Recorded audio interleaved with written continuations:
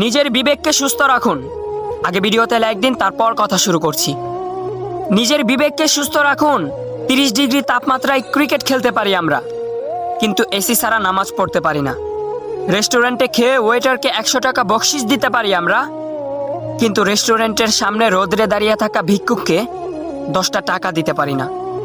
বাড়ির দারোয়ানকে 7,000 টাকা বেতন দিতে পারি আমরা, কিন্তু মসজিদের ইমাম সাহেবের 300 টাকা বেতন দিতে পারি না। ঈদের শপিংয়ে নিজের বাচ্চাদের জন্য 10,000 টাকা বাজেট রাখতে পারি আমরা, কিন্তু বাড়িতে কাজের মেয়েটির জন্য 1,000 টাকা বাজেট রাখতে পারি না। শপিং মলে মান সম্মানের ভয়ে দরাদরি না করে 1,000 টাকার জিনিস 1,500 টাকায় কিনতে পারি আমরা, কিন্তু তরকারির বাজারে গিয়ে 30 টাকার টমেটো 32 টাকা চাইলেই বিক্রেতাকে মেরে বসি।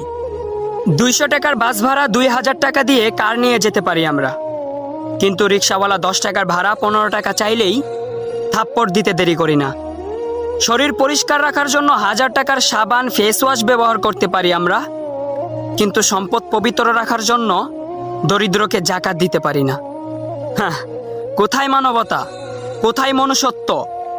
নিজের চিন্তাধারাকে পরিবর্তন করেন, দেখবেন সব কিছু পরিবর্তন হয়ে গেছে।